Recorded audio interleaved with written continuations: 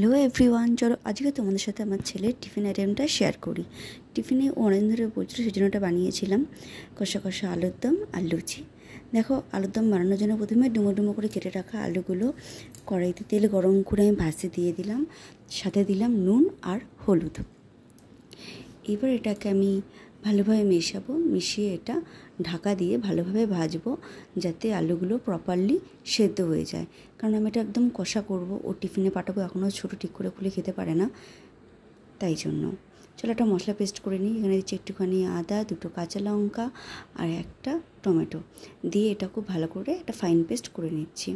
আলুটা দেখো একটা সাইড হয়ে গেছে, এটা আমি আবার ফিরিয়ে দেবো, ফিরিয়ে ভালো করে ভাজতে দেবো, যাতে আলুটা পুরোপুরি ভাজাতেই 80% বয়েলড হয়ে যায়।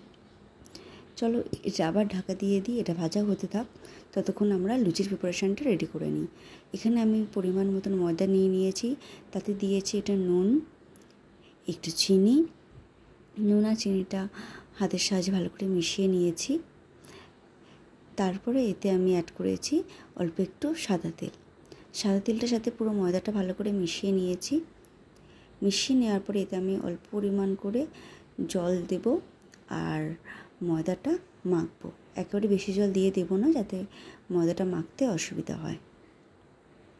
দেখো তেলটা মেশানো হয়ে গেছে, এবার আমি অল্প করে জল দিয়ে মাখছি, মেখে ফিরে আসছি। দেখো এখানে মাখা হয়ে গেছে। একটুখানি হাতে শেষে সাদা তেল নিয়ে ময়দাটা পুরো কোট করে দিলাম, যাতে ময়দাটা সফট হয়ে থাকে লুচিটা ভাজার পরও। এটা ঢাকা দিয়ে রেখে দিয়ে চলো এবার আলুর দমটা রেডি করে নিই। আলুটা ভাজা প্রপারলি হয়ে গেছে দেখছো। এবার এটা আলুটা নামিয়ে নেব।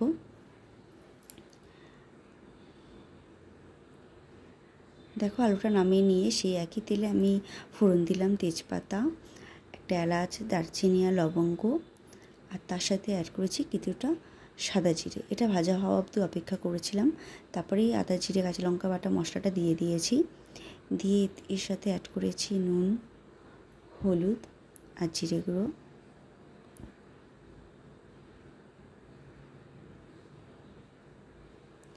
দিয়ে এটা ভালো করে মশলাটা কষে যাওয়া অবধি অপেক্ষা করব।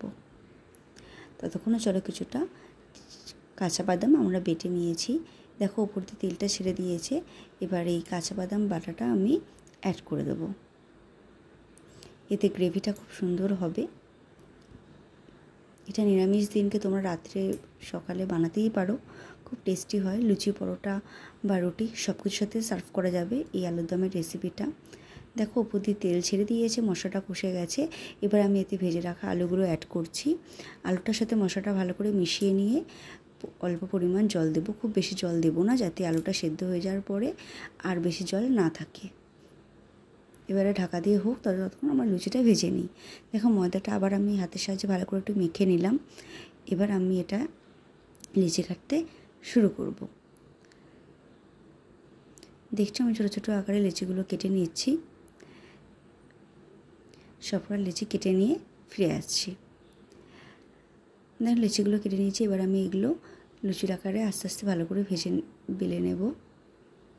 ওদিকে কড়াইতে তেল গরম বসিয়ে দিয়েছি। সকালবেলা খুব তাড়াহুড়ো থাকে। দেখো তরকারিটা করতে করতে হয়ে গেছিলো। এটা একদমই শুকনো হয়ে গেছে, যেরকম চেয়েছিলাম। এবার আমি গ্যাস অফ করে দিয়ে লুচি ভাজার দিকে যাব। লুচিগুলো বেলে নিয়েছি, কড়াইতে তেল গরম বসিয়ে দিয়ে। এবার তেলটা গরম হয়ে গেছে প্রপারলি। এবার লুচিগুলো একটা একটা করে দেবো আর উল্টো পাল্টে ভালো করে ভেজে নামিয়ে নেব। দেখছো প্রত্যেকটা লুচি কি সুন্দর পুরো ফুলকো ফুলকো হয়েছে। চলো বাকি লুচিগুলো একই প্রসেসে আমি ভেজে নেব। আর ছেলের টিফিনটাও প্যাক করে নিয়েছি। দেখো কেমন লাগলো তোমাদের ভিডিওটা অবশ্যই জানিও।